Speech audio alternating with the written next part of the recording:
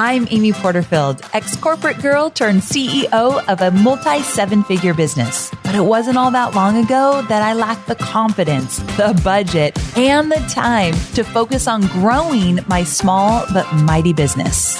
Fast forward past many failed attempts and lessons learned, and you'll see the business I have today. One that changes lives and gives me more freedom than I ever thought possible. One that used to only exist as a daydream. I created the Online Marketing Made Easy podcast to give you simple, actionable, step-by-step strategies to help you do the same. If you're an ambitious entrepreneur or one in the making who's looking to create a business that makes an impact and a life you love, you're in the right place, friend. Let's get started.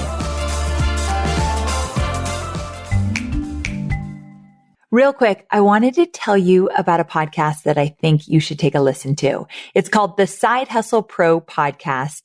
It's hosted by Nicola Matthews Akome. And this podcast is part of the HubSpot Podcast Network, the audio destination for business professionals. The Side Hustle Pro Podcast showcases diverse entrepreneurs who have scaled from a side hustle to a profitable business. And I talk a lot about side hustles on the show, so I think it complements what I talk about as well. So you can learn actionable strategies and different tips to start small and get going wherever and whoever you are. Nicola shares her real and authentic depiction of what it's like to side hustle while working a full-time gig and the emotional roller coaster of building a viable business on the side. Honestly, it's like being a fly on the wall of two girlfriends discussing their journey of turning their side hustle into a profitable business. I love episode 355. It's called She Turned Her Cash Budgeting Brand into a $1 billion business on TikTok. And you know I'm a sucker for all things TikTok. So listen to Side Hustle Pro wherever you get your podcasts. Welcome to another exciting episode of Online Marketing Made Easy. I'm your host, Amy Porterfield, and I am so very glad you're here with me today. So a few weeks ago, I had the honor of speaking at HubSpot's Inbound Marketing event, which is this amazing conference they hold each year with endless education about marketing, sales, business, the trends happening in those worlds, and so much more. So I got to sit down and have a fireside chat with the director of new media at HubSpot, the brilliant Kyle Denhoff. And we dove into the secrets of building a thriving online community and paving the way for your success as an entrepreneur. So we touched on a little bit of everything that has helped me grow the business I have today. And we explored the tried and true strategies that have propelled me to the success I have today. So we get into all of it. And now I get to share our conversation with you. So whether you're just starting out on your online journey or you're seeking to optimize your existing digital presence, this episode is your golden ticket. Expect expert insights, powerful strategies, and all the inspiration you need to craft engaging and rewarding online learning experiences. All right, here we go.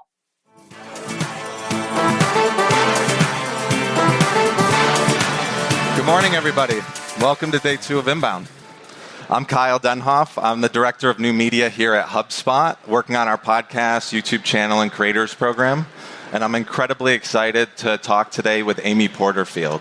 I know many of you are probably here, and she doesn't need the full introduction, but Amy is an incredible, successful entrepreneur, the host of the Online Marketing Made Easy podcast, and a newly published author. Today, Amy agreed to sit down with me and actually talk about the playbook for building her courses, launching her courses, and what she's focused on in the future. So as marketers who are working on our content programs, our go-to-market playbooks, I can't wait to dive into the details with you. But without further ado, welcome Amy.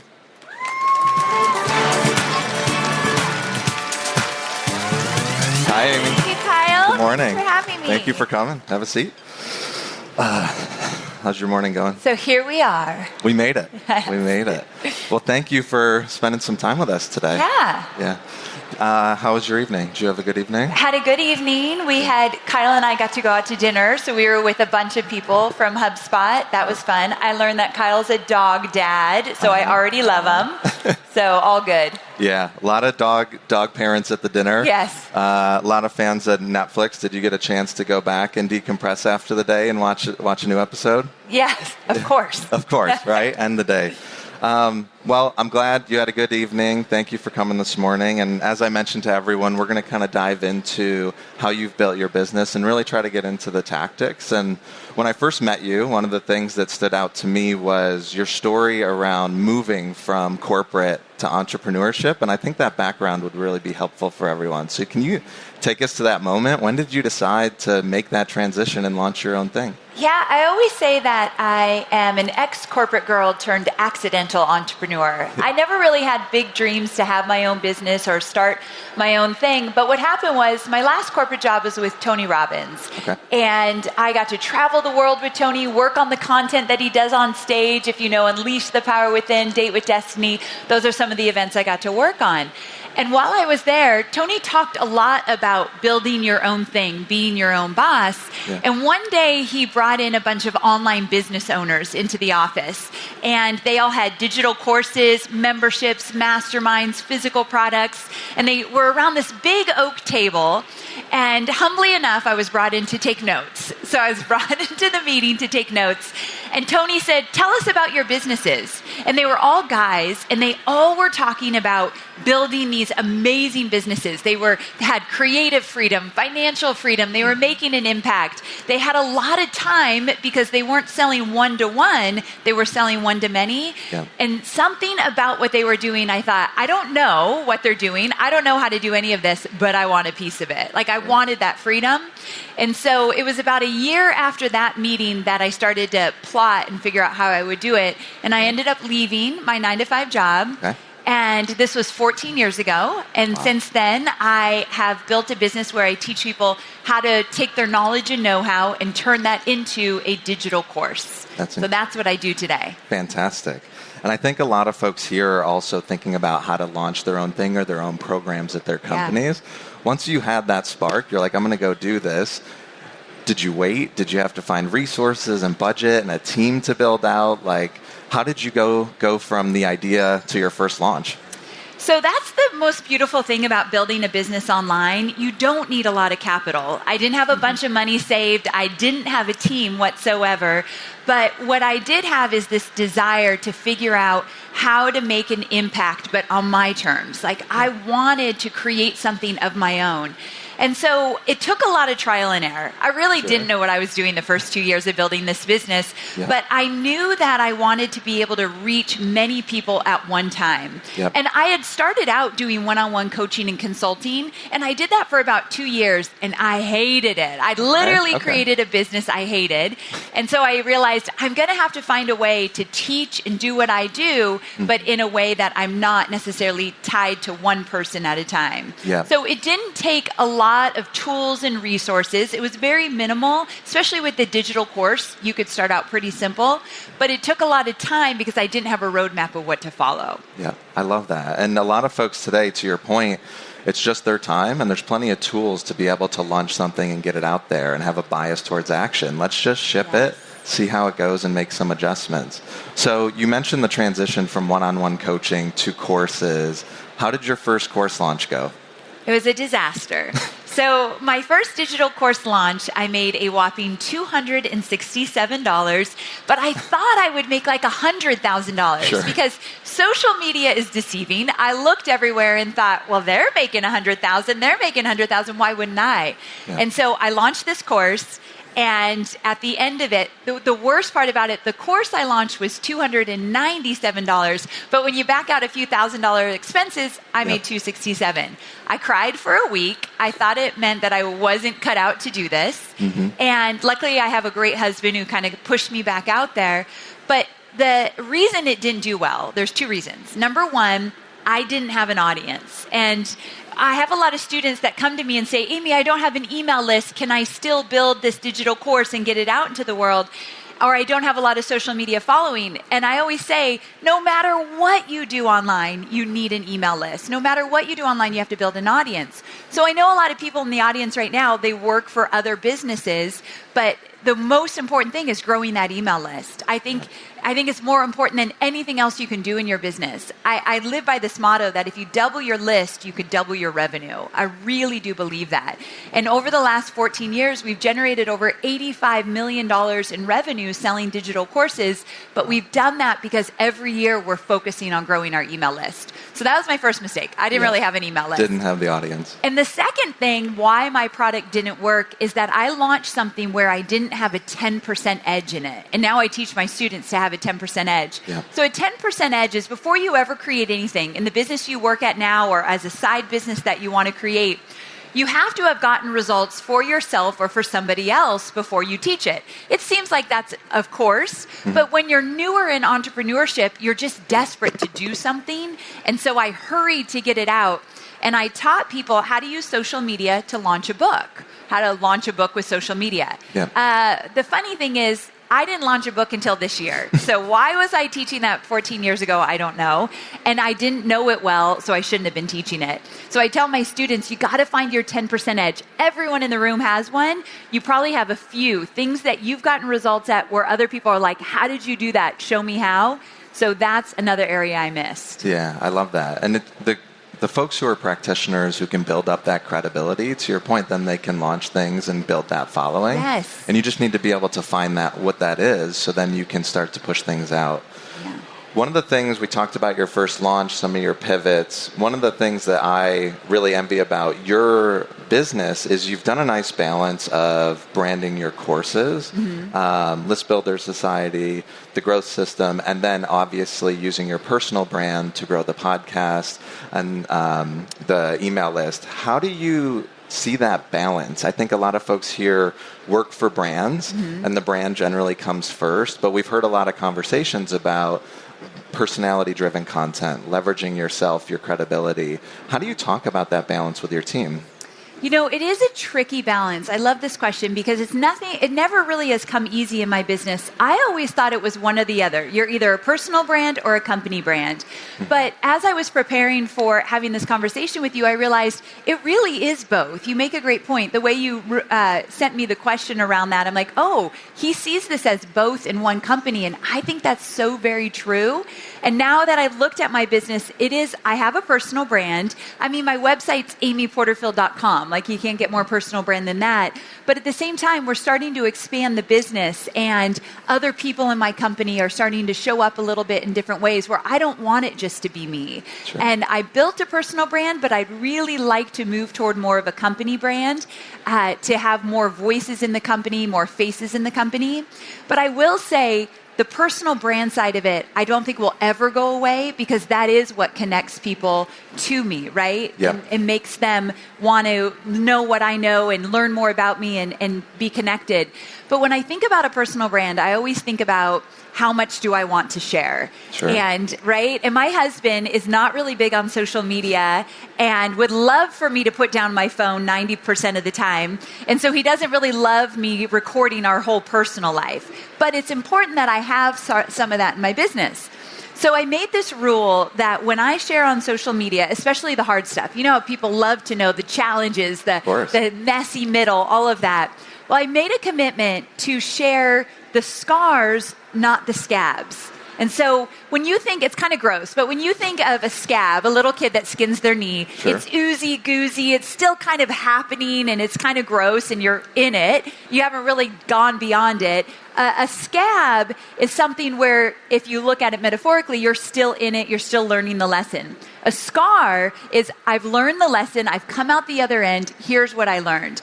That's where I think as a personal brand, you can add the most value. When you share your scars, you're honest, you're open, you're vulnerable, but you're not sharing when you're in the messy middle and you don't have a lot to offer except to say, look at me, I'm a hot mess, I'm so relatable. Sure. I'm not into that. I just like to wait till I kind of get through it and then share the scars from there. And that has served me well. And I love that. The scars too. Thank you. Absolutely. The scars to your last point, you've gotten through it. Yeah, you have the learnings, and now I can actually teach people how to avoid those so they don't get those scars, right? For sure. And you've started to share some more personal stuff on your social alongside your business. That was one of the things you shared in our first call. How have you thought about that content balance of pushing the courses, promoting the podcast, and then your personal life? You know, it's interesting. I'm in a launch right now, and we're doing a lot of social media and a lot of reels on Instagram, a lot of many chat funnels and all that good stuff. And what we've noticed with this launch is I'm sharing a lot of behind the scenes and a lot of the mindset shifts I had to make to get to the place I am today. Yep. So I'm not sharing a lot of, this is how you create a digital course. These are the steps you take. I do that in my podcast all day long. Yep. I'll do that in educational videos to promote the course. But in my social, I am keeping it more personal, more mindset based, and it's working so well. But it's funny because I recently, not that recent, maybe like 8 months ago, I had a video that went viral. And I was so excited because I have never had a viral video. I'm not really good at social. You're not going to see me dancing on TikTok. You're not going to see me do the latest trend. My team would love it, but I can't do it. However, I had this video on TikTok and Instagram go viral. Now, I've been creating content for 14 years. I've got over 10,000 hours of content creation, and I'm really into professional content, how to create a course, how to grow an email list, how to build a business. So all the content I've taught is very marketing heavy. However, I made one silly video with my husband who doesn't even use social media, and the video was a little play on how much I love his sexy beard. And so made this stupid video, 40 million views. Oh my goodness. My one chance to go viral, and it's about a beard. And so I'm mad about it, and I couldn't believe of all the content I've created, and my husband had the audacity to ask me, so how much money did we make on that video?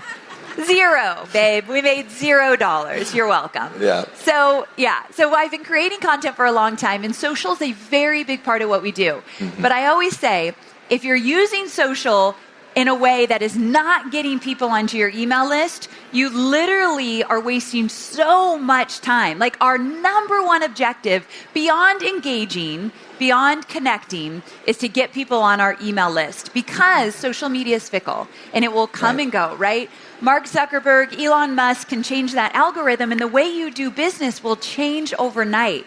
But if you have an email list, that's not the case. A few years ago, actually maybe a year and a half, Facebook and Instagram went down. Do you remember that day? I do. It totally went black. It was like the world didn't exist anymore. And that morning, we just so happened to send an email to a segment of my list about a program I've had for years, but they hadn't purchased it yet. So it was an email telling them about, hey, I've got this program about list building. You would love it. Well, by that afternoon, we had made $17,000 on one email when social media was down. Wow. And to me, that was such a great reminder that you do not have to fully rely on social media if you grow your email list. Yeah, and I love that strategic framework, because the email list, folks have signed up to hear from you. Yes. They want you in your inbox, whether it's daily or weekly. Our Hustle daily email is delivered every day, and we know folks are excited to read those headlines and consume that. And last night we were talking a little bit about our ability to use email to build our business. And so can you just talk through what that life cycle looks like? So you're using social clearly to promote the business. Yes. You get people into the email list. How do you get them to sign up for the course? Yeah, so this is a big one. Growing the email list, we've tried to look at it as an 80-20 rule. 80% of the time we're offering value, 20% of the time we're promoting. Awesome. The biggest mistake I see people make with their email list, and this works for if you're your personal brand or you work for a company, is during a promotion, you're not sending enough emails. If you're not a little uncomfortable with the number of emails you're sending during a promotion, you're probably not sending enough. Okay. And what I mean by that is I obviously promote digital courses. Now, number one, email marketing to promote anything is not enough. I really do believe you need a selling vehicle in between the email marketing. So I love webinars. To me, webinars are alive and well, and they have been for many, many years. And And I believe a webinar works so well to sell a digital product specifically or any kind of technology because you give amazing value before you sell.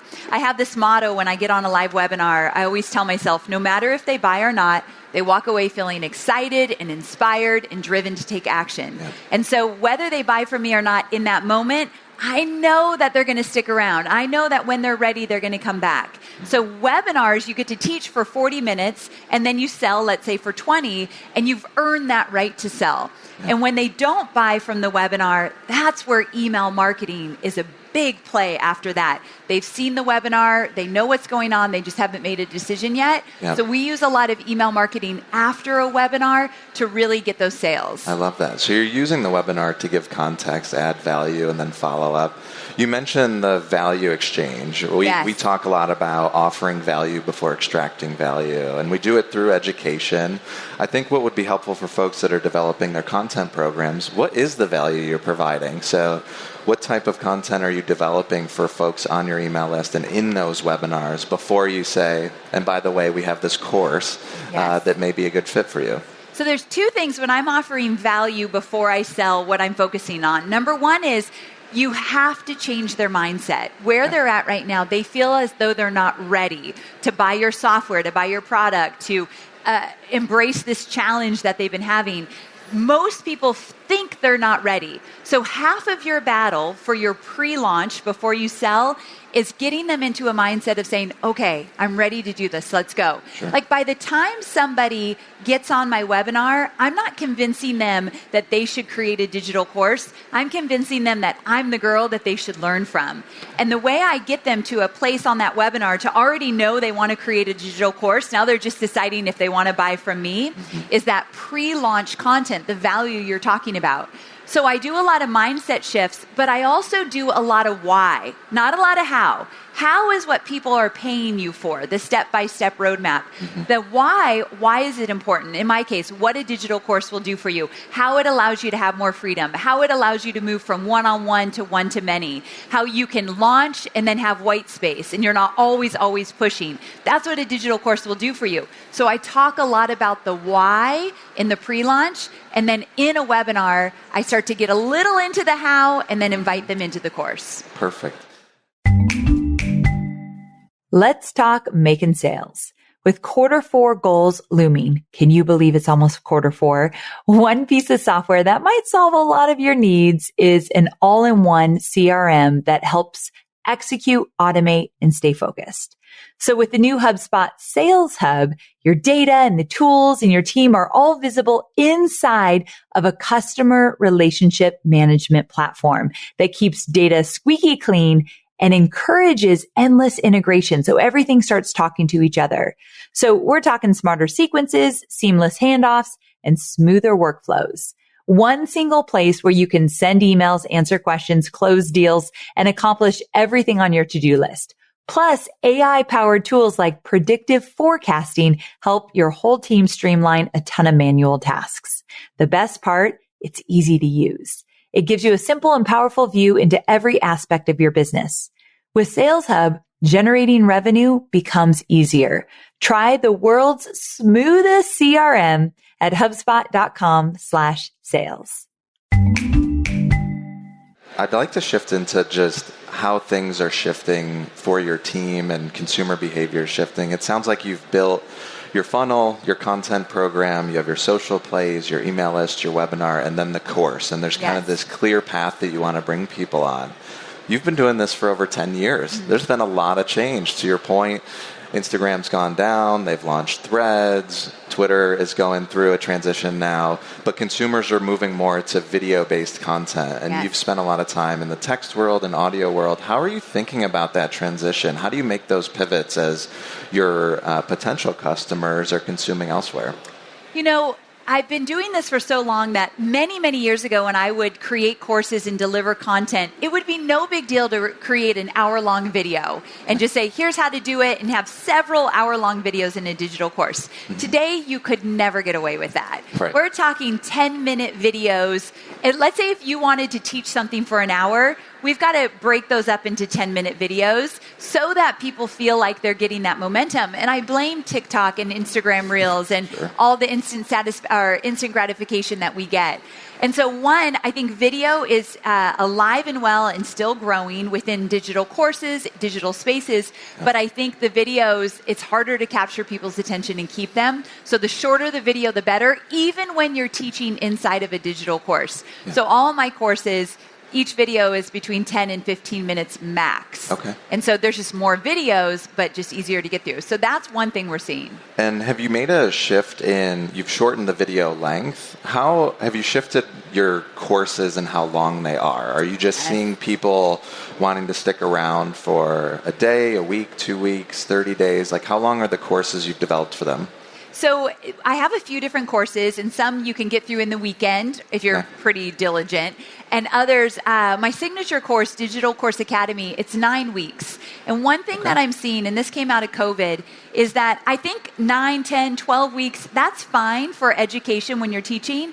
But what we've seen really make a difference is you have to have a live component in a digital course. The fact that just giving it to them, everything's pre-recorded, having them go do their thing, I don't think it works as well anymore. Coming out of COVID, people want that connection. They want to be here in person. And so doing live Q&As on Zoom, Slack channels, Voxer, something where there's more of a real personal touch, I'm seeing that absolutely necessary for your course to be successful. Yeah, that's so smart. We've been talking about our content strategy on YouTube and on TikTok, and you're introducing yourself and the personalities at HubSpot. But then what's the next step? And folks really, gravitate towards those personalities, follow those channels. But then I think you've nailed it with the email list and the live component, because you're building that community. And then they're a little more dedicated. They're excited for the next thing you're coming out with, and then you're able to introduce them to the product. You mentioned Slack. You mentioned events. I met Jaws, your new CEO, last night. How have you thought about expanding your business? So that's one thing as marketers, once we launch a program, we want to expand it, to your point, into the live sessions and community. When's the right time to build out our team? How do you have your team focused on these different initiatives? So recently, about 6 months ago, we decided we were going to build a coaching program inside of my business. And so we started to build up this coaching program to teach our coach people one-on-one how to create their digital course. We hired a small sales team. I've never had that before. We have coaches on the team. It was a big deal. So we started to build up the team more to support this. And then I hired a consultant just to make sure that the health of my business, that my business was healthy and thriving in the right way. And so we brought in this consultant that I really trusted, and he said, this coaching program that you're going to launch is going to take you off of your core competencies. You're doing too much too fast. And he said, I would pause this or just kind of kill it for now. And we're talking 6 months of beta testing, money, people hired. But he was right. When Jaws and I really looked into it, we realized, wait a second, we need to pause for a minute. So as humbling as it was and embarrassing, I killed a coaching program that was 2 days away from launching. So I had to go to my team and get their buy-in that, we're going to slow this down. But I tell you that to say, sometimes it's easy to start building up your team so fast. And we're going to do this, we're going to do that. But what I've learned from this consultant that I'm working with is less is more. And he looked at my business, and I have 2 digital courses and 1 membership. And he said, you could literally double your multi-million-dollar revenue in a year if you would just focus more on what you do well. And I think that's a great lesson for all of us. We're all looking to add and perfect and innovate in our business. And I think that's important. But at the same time, if we add too much, if we do too much, too many spinning plates, and you will absolutely dilute what you do best in your business. And I think that was an important message. So we're not doing the coaching program right now. But I think it's also smart to pause, right? Sometimes the decision is to pause. We're going to pivot and we'll revisit this. And I think the focus, to your point, is such an important message. We talk a lot about it with our programs where we want to try new campaigns. We want to try new promotions. But we know 2 channels drive the views and drive the leads. And it's like, if we just focus here and we really do perfect it, the business will grow. So I think that's a great message. What I'd love to steer to for the audience is, where should they start? You've built up this program and this business over 10 years. You have the courses, the podcast, the social presence, the email list. If I'm a marketer at a company right now, I want to build up this program, build an audience. What channel or product should they think about launching first? It's such a great question. I think when we think about wanting to build up the business, I do think a digital course, I'm biased, obviously, Sure. but to make my argument, I do think a digital course allows you to offer something that maybe your core offer isn't right for everyone. Yep. A lot of people who do one-on-one coaching, consulting, or any kind of service-based business, there's a lot of people that aren't ready for that just yet. Mm-hmm. And a digital course is a great inviter into a business to get people to understand how you work, what you're about, really get them started so that they want to go deeper with you. So I see a lot of people doing a digital course as a feeder into the business and then selling into $10,000, $20,000 bigger packages when appropriate. Yeah. So I really do think that's a great way to get in, but it really starts with content. And you know this, coming from HubSpot, I don't think any business today can really thrive without a podcast or a video show.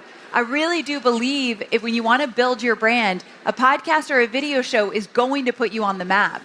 Yeah. And I think the secret to it is that consistency every single week. Absolutely. And I think that's an important message too, because you have to continuously add value and build that audience over time. One of the things we talk about is you'll launch something, and to your earlier story, it may not work. Right. It may not work the first month, first 3 months, first 6 months.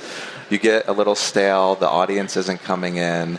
How have you continued to change your show and build that and build new audience over time? So have you hit points where the show has plateaued and you're like, okay, I need to figure out how I find new audience and bring them in? Yeah, so I've had my podcast since 2013, and we really struggled for a few years to grow the podcast. We were stuck at about 500,000 downloads a month and could not get past that. Okay. And so I know you had him on your stage, John Lee Dumas. Yep. And he's a good friend of mine. And we went on a trip many years ago, and I was telling him my podcast isn't growing. And he said, are you podcasting every single week? And back in the day, I wasn't. And so that one little shift, every single week, he said, rain or shine, you got to get your podcast out. That changed everything. But then recently I had a conversation with him and I said, I want to get to over 1 million downloads a month. I'm really struggling. Yeah. And he said, 2 episodes a week. You've got to do at least 2 episodes a week. And he was right. The minute we went to 2 episodes a week about a year ago, boom, we got there. And now we're averaging over 1 million downloads a month. And it's also the consistency. But we've tried a lot of things. One thing that's helped us is every quarter we do a podcast promotion. So we take a week of time and we are just focused on getting more downloads and subscriptions on the podcast. We might do a contest that week. We might have a quiz that goes out where you kind of answer some questions and we give you a playlist of what episodes you should listen to. So we really make an effort to every single quarter focus on the podcast for at least 1 week in a bigger way than normal. And that's helped also. I think that's so smart. With the podcast, you're thinking, a lot of folks think of it as a distribution play, but it's actually a media product. Yes. It needs to be introduced to an audience. And so I think focusing quarterly on a campaign to go reach people. When you launch those campaigns, what are some of the most successful tactics you've seen for bringing new people into the show? So one of the ones that worked the best is the one I mentioned. We created a quiz, and it was something about like your entrepreneurial style, because that's what I teach. And so they take this quiz, and then at the end, we give them a playlist of the 10 episodes. I have over 600 episodes. So just the top 10 episodes they should be listening to based on where they are in their entrepreneurial journey.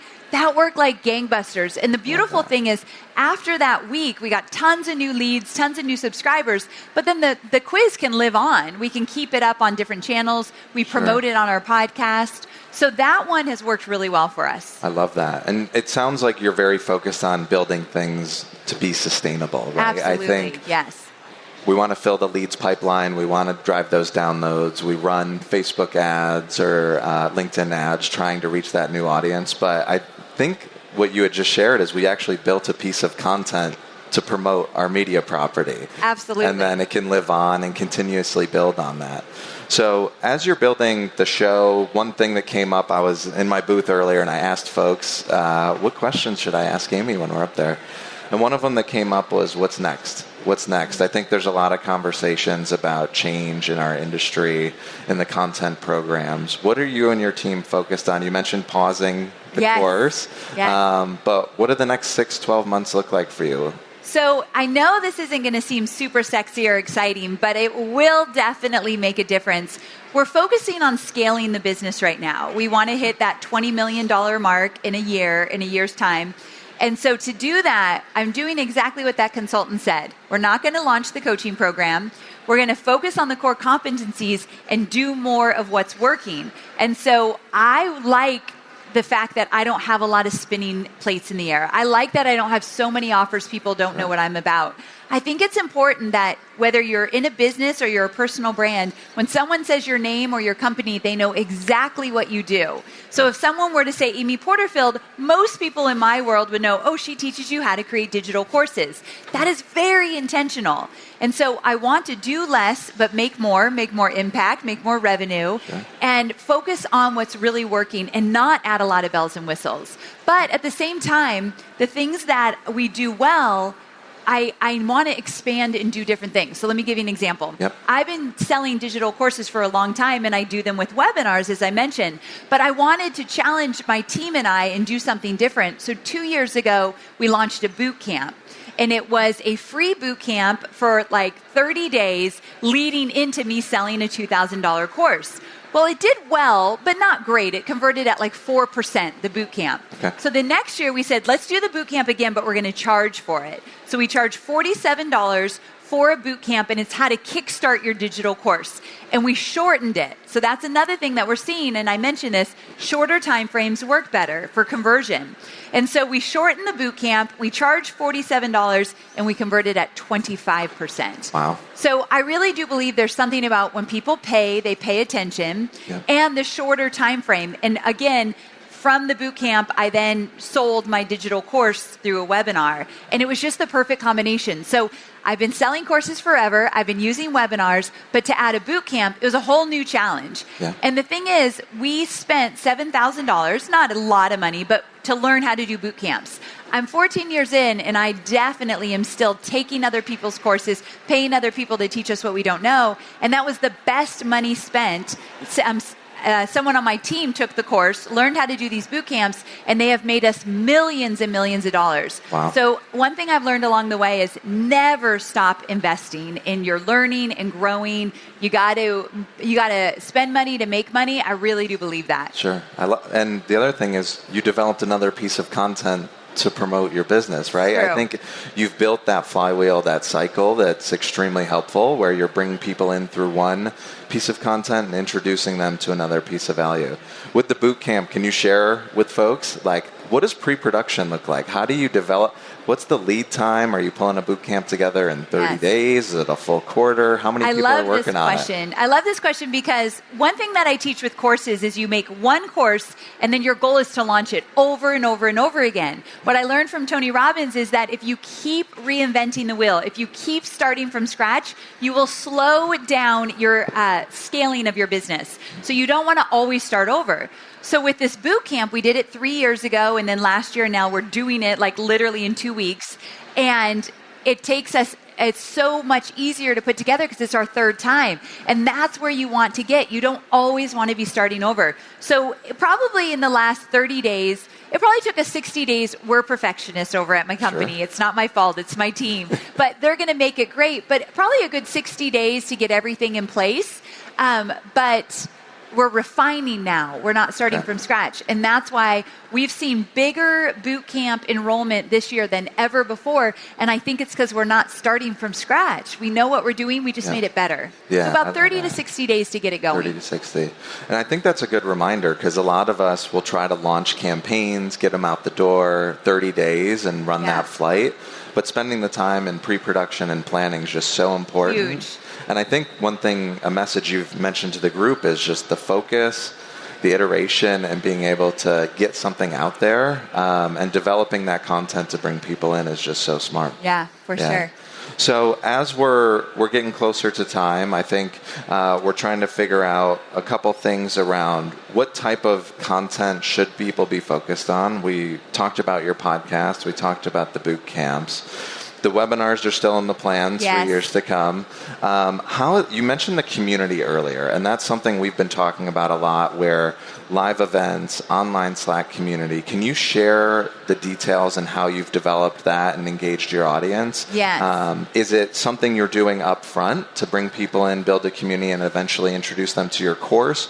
Or is it mostly folks who have already taken your course and you're just trying to re-engage and bring them back in?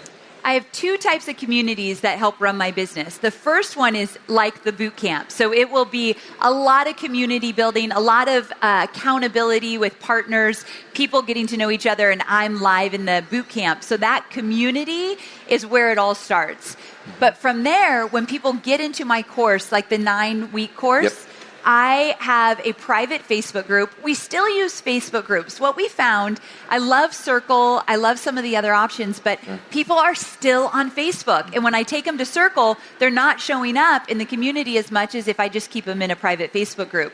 So I still do private Facebook groups, but in my Digital Course Academy, community is everything. I believe people get to the finish line faster in a digital course when they have other people around them that are doing the same thing. Sure. So we are intentional about our community. We have many community managers in the group for the 9 weeks. It's not just me.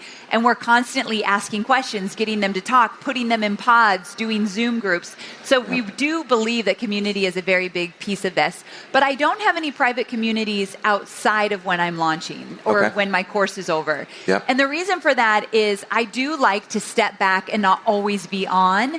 And so being intentional about when I build communities, I think it has helped with that. I love that. Well, thank you so much. Thank you. I think the lessons today are focus, really starting to figure out what is the one thing I'm going to be great at. Less is more. Less is more. Build that out with my team. Move on to the next thing, and always develop content to offer value. Always. And then bring folks in. But Amy, thank you so much. Thank you. Thank you all for being here. Thank you.